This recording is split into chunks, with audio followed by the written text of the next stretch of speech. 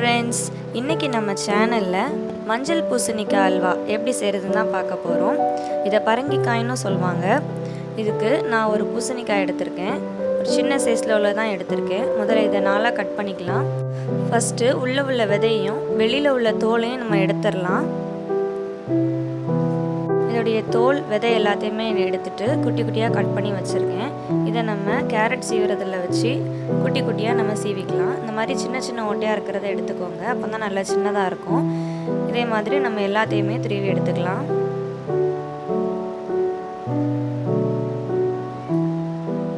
பாருங்கள், பார்க்கவே எப்படி பூ மாதிரி ரொம்ப சாஃப்டாக இருக்குது.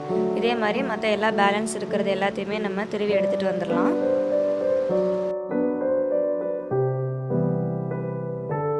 பாருங்கள், எல்லாத்தையுமே நம்ம ரெடி பண்ணி எடுத்துகிட்டு வந்துட்டோம். எவ்வளோ இருக்குன்னு அளந்துடலாம். 250 கிராம் இருக்கிற ஒரு கப்பை நான் எடுத்திருக்கேன். இதில் முதல்ல ஒரு கப் வந்திருக்கு. இது நம்ம ஒரு பாத்திரத்தில் மாற்றிடலாம். அதுக்கப்புறமா பேலன்ஸ் இருக்கிறதையும் அளந்து எவ்வளோ இருக்குங்கிறத செக் பண்ணிடலாம்.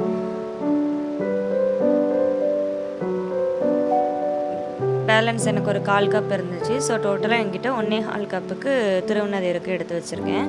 இதை நம்ம இனி செய்ய ஆரம்பிச்சிடலாம். அதுக்கு ஒரு பேன் எடுத்துக்கோங்க. அது நல்லா சூடானதுக்கப்புறமா நான் 1 டேபிள் ஸ்பூன் நெய் விட்டுக்கிறேன். நெய் நல்லா சூடானதுக்கப்புறமா அதில் முந்திரி பருப்பு சேர்த்துக்கலாம். முதல்ல முந்திரி பருப்பை நம்ம வறுத்து எடுத்து தனியாக வச்சுக்க போகிறோம். நல்லா பொன்னிறமாக வர வரைக்கும் அதை நல்லா வறுத்து எடுத்துடலாம். பாருங்கள், பொன்னிறமாக வறுத்தாச்சு. இதை நம்ம எடுத்து தனியாக ஒரு பாத்திரத்தில் மாற்றிக்கலாம்.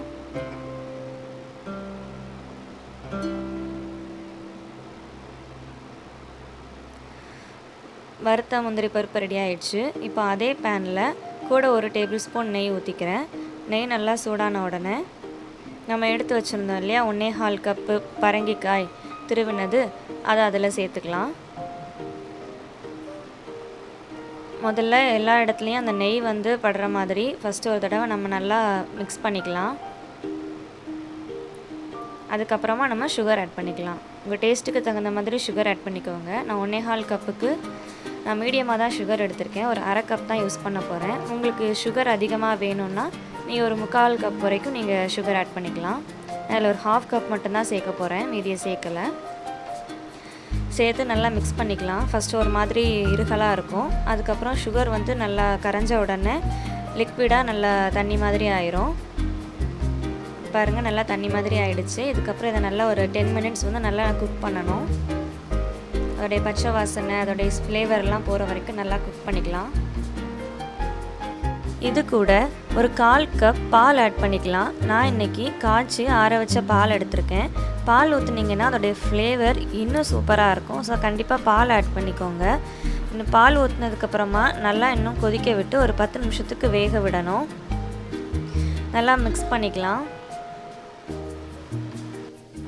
நல்லா ஒரு கொதி வந்த உடனே இது கூட கொஞ்சமாக ஏலக்காய் தூள் ஆட் பண்ணிக்கலாம். அதோடைய வாசனையை நல்லா எடுத்து கொடுக்கும். ஸோ ஏலக்காய் தூள் ஆட் பண்ணிக்கோங்க.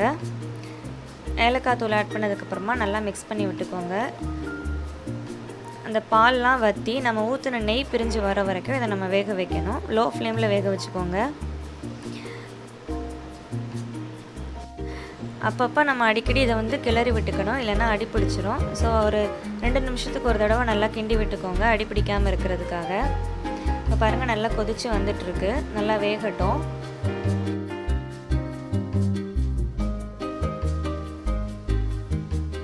இப்போ பாருங்கள், ஒரு 5 நிமிஷம் போல் ஆயிருக்கு. நம்ம ஊற்றின நெய் கொஞ்சம் பிரிஞ்சு வர ஆரம்பிச்சிருக்கு. பாருங்கள், இன்னும் கொஞ்சம் நேரம் நம்ம இதை வேக வைக்கணும். அது நல்லா ஒன்று சேர்ந்து எல்லாமே வரும். ஒரு அல்வா பதத்துக்கு வர வரைக்குமா வேக வைக்கணும். பாருங்கள், எல்லாம் நல்லா ஒன்று சேர்ந்து வந்திருக்கு.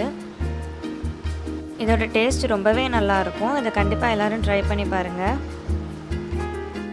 உங்களுக்கு தேவைப்பட்டால் இந்த ஸ்டேஜில் 1 டீஸ்பூன் நெய் சேர்த்துக்கோங்க.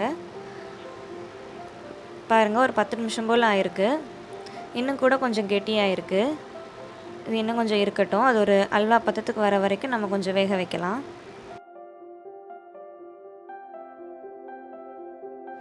இப்போ பாருங்கள், ஓரளவுக்கு எல்லாமே ரெடி ஆகிடுச்சு. நல்லா கெட்டியாக அல்வா பதத்துக்கு வந்துடுச்சு. ஸோ கடைசியாக கொஞ்சமாக நெய் சேர்த்துக்கிறேன்.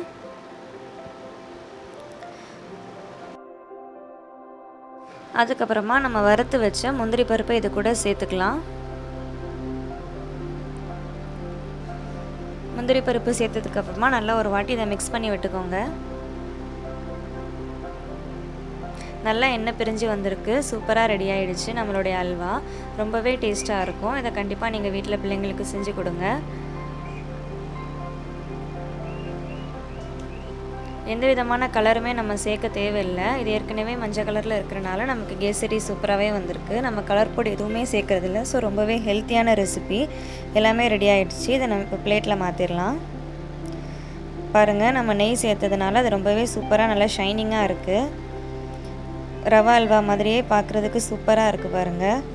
கண்டிப்பாக இதை எல்லோரும் வீட்டில் ட்ரை பண்ணி பாருங்கள். எப்படி இருந்ததுங்கிறத கமெண்ட் செக்ஷனில் கமெண்ட் பண்ணுங்கள். இந்த வீடியோ உங்களுக்கு பிடிச்சிருந்தா ஏஜே ஒண்டர்ஸ் சேனலுக்கு சப்ஸ்கிரைப் பண்ணுங்கள். மறக்காமல் உங்கள் ஃப்ரெண்ட்ஸ்க்கு இதை ஷேர் பண்ணுங்கள். தேங்க்ஸ் ஃபார் வாட்சிங்.